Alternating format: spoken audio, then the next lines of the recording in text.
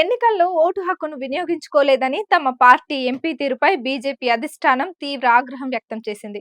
ఆయనపై చర్యలకు దిగిన పార్టీ షోకాజ్ నోటీసులు జారీ చేయడం గమనార్హం.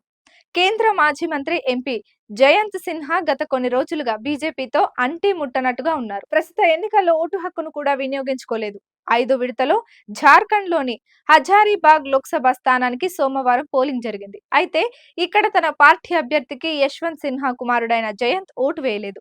దీంతో పార్టీ దీనిని తీవ్రంగా పరిగణించింది.